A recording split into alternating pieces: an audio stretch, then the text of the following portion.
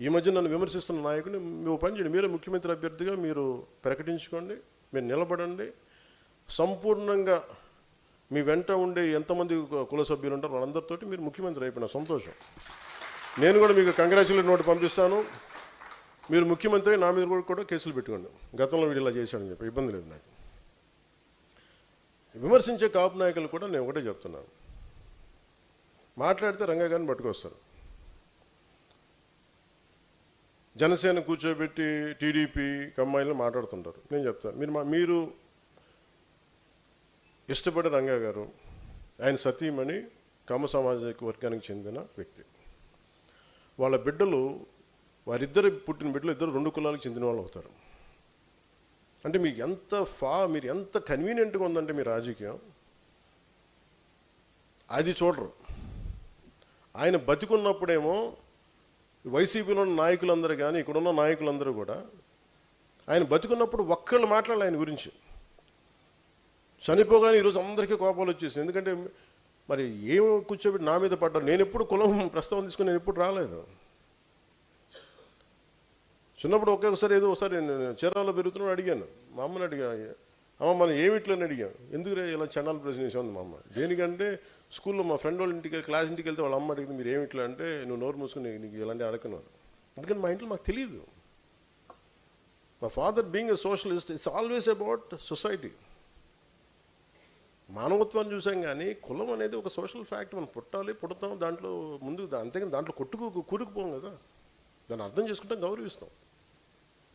కానీ కూర్చోబెట్టి పదే మాట్లాడడానికి విసుగు వచ్చేసింది నాకు కూడా. ఇంకెంతకాలం మాట్లాడతారా మీరు? ఎంతకాలం మాట్లాడతారు ఒక్కొక్కళ్ళు? మీ గురించి చిట్టా విప్పనా? ఒక్కొక్కడి గురించి చెప్పాలా? ఒక్కొక్కడి గురించి తట్టుకోగలరా? నేను మాట్లాడితే నోరు విప్పితే ఇష్టానికి మాట్లాడతారు ఒక్కొక్కళ్ళు. మనోహర్ గారు కూడా రాకూడదు అంటారు, ఆయన కమ్మంటారు. ఎన్నికైన ఎమ్మెల్యేలు అందరూ ఎవరయ్యా?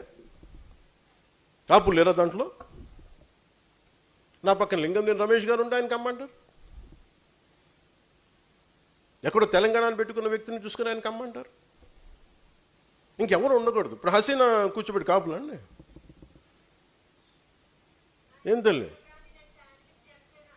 Thank you.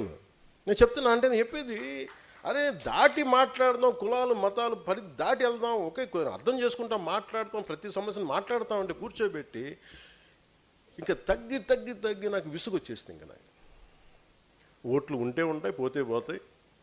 కానీ ఇలాంటి పనికిమాలిన విశ్లేషణలు, పనికిమాలిన ఈ విమర్శలు పెట్టుకుంటే మటుకు చాలా బలంగా సమాధానం ఇస్తాను. ఇది ఫస్ట్ టైము, భవిష్యత్తు అందరి చేత ఇప్పిస్తాను, గుర్తుపెట్టుకోండి.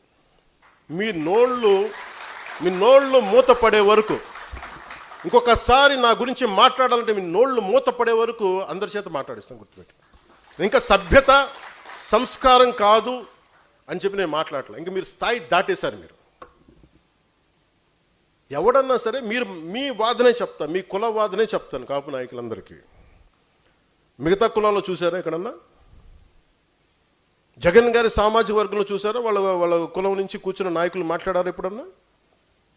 నువ్వు ఓడిపోతే నీ పేర్లు మార్చుకుంటాను ఎవరన్నా మాట్లాడారు అట్లా?